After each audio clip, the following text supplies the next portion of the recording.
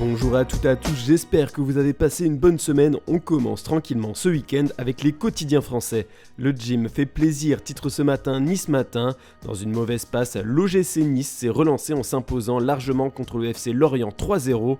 Solide à Reims il y a 2 semaines, l'OGC a ajouté la justesse offensive face à Lorient. Ce vendredi soir sur sa pelouse, peut-on y lire. Même son de cloche du côté de l'équipe qui sent bien les Niçois aller chercher l'Europe à la fin de la saison. Par contre, les Merlus se rapprochent de la relégation. On va parler un peu du National battu pour la première fois de la saison à domicile par Dijon ce vendredi soir.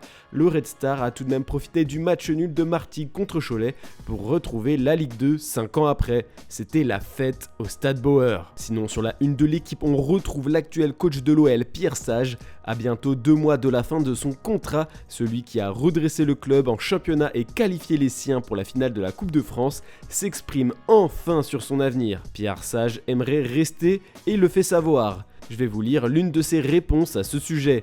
Au départ, je voulais vraiment aider et je me suis rendu compte qu'à ce poste-là, je m'exprime et je prends beaucoup de plaisir. Bien sûr que je souhaiterais être encore dans la même position, c'est évident.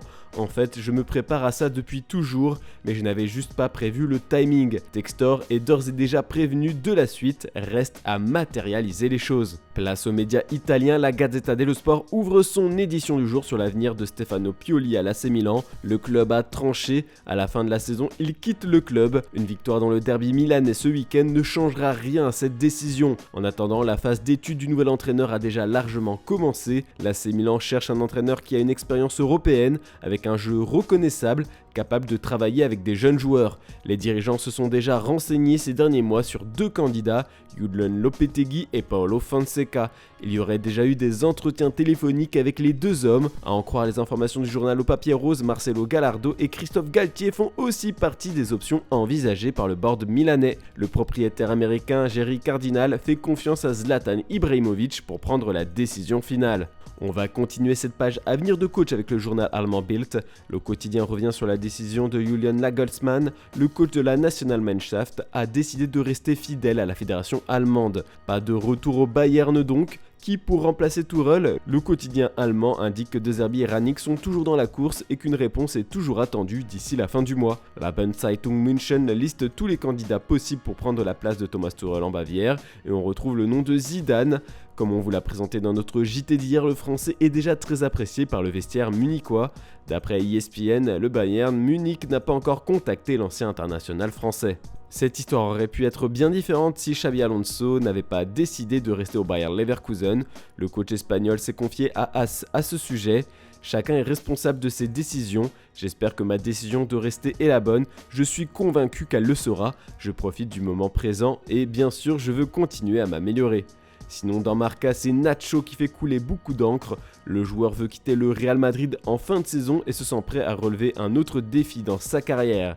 Et il pourrait être à l'étranger, désireux de ne pas continuer dans un autre club espagnol. Nacho est déjà courtisé par plusieurs équipes européennes, et notamment par l'Inter Milan, qui adore enrôler des joueurs expérimentés en fin de contrat. Sa destination préférée en ce moment serait de jouer en MLS d'après Marca. Du côté de Mundo Deportivo en Catalogne, on écrit encore sur le conflit opposant Gundogan à Arroyo. Le vestiaire du Barça n'a eu de cesse de faire baisser la tension alors que le Classico se présente dès demain. Hier, Ilkay Gundogan a pris la parole sur ESPN pour calmer le jeu avec un autre taulier du vestiaire. Il y a parfois des situations où les choses doivent être éclaircies. L'intention de chaque personne dans ce club est très sincère, a avoué l'Allemand. On termine ce tour d'Europe en Angleterre. On va mélanger politique et football au pays de Sa Majesté ce samedi matin. En effet, des clubs anglais menacent de boycotter la FA Cup la saison prochaine. Ils veulent protester contre la suppression des matchs à rejouer exigés par le gouvernement britannique et la Football Association. En effet, en FA Cup, quand un match se termine sur un score nul, il est à rejouer et ces matchs en particulier ont toujours été une source de revenus importante pour les petits clubs au fil des années. Ce sont eux qui veulent massivement se retirer de cette illustre compétition, pas les clubs de première ligue. Eux, au contraire, voient ce changement d'un bon œil. L'UEFL a menacé de demander une compensation pour la perte des matchs à rejouer et la Football Association a déclaré vendredi qu'elle comprenait les préoccupations exprimées et qu'elle partagerait très prochainement plus de détails avec les clubs pour expliquer les opportunités de revenus supplémentaires dans les premiers tours. Le football anglais veut défendre son institution. Pour rappel, la FA Cup est la plus ancienne compétition créée de ce sport. Voilà, c'est tout pour ce samedi, on se retrouve demain matin pour une nouvelle revue de presse. Et attention, à 14 h, on sort une vidéo spéciale sur Phil Foden sur notre chaîne secondaire Foot Mercato FC. Allez mater ça, bonne journée à toutes et à tous.